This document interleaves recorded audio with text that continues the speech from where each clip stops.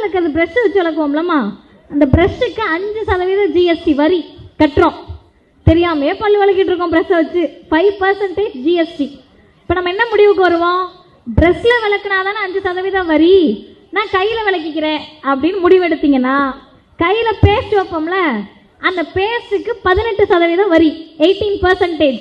ஏன்னா பல்லே விளக்கில் குளிச்சுட்டு போகிறேன்னீங்கன்னா சோப்புக்கு 18% வரி. ஏன்னா பல்லு விளக்கிற குளிக்கல துணியாவது போட்டுக்கிறேன்னா துணிக்கு 5லேருந்து 12% வரி. ஒரு ஆடைக்கும் ஒரு மாதிரி வரி. பல்லு விளக்க வேணாம், குளிக்க வேணாம், துணி போட வேணாம், சோறாவது நிம்மதியாக திங்கலாமா பிஜேபி ஆட்சியிலன்னு கேட்டால் அரிசிக்கு வரி, சோறுக்கும் வரி, கடலை மிட்டாய்க்கு வரி. இந்த பாசிச பிஜேபி எவ்வளவு மோசமானது கொடூரமானதுக்குன்னு ஒரே ஒரு உதாரணம் சொல்லுகிறேன். பெண்கள் பயன்படுத்தக்கூடிய நாப்கினுக்கு வரி போட்ட கூட்டம் இந்த பாசிச பிஜேபி மோடி கூட்டம்.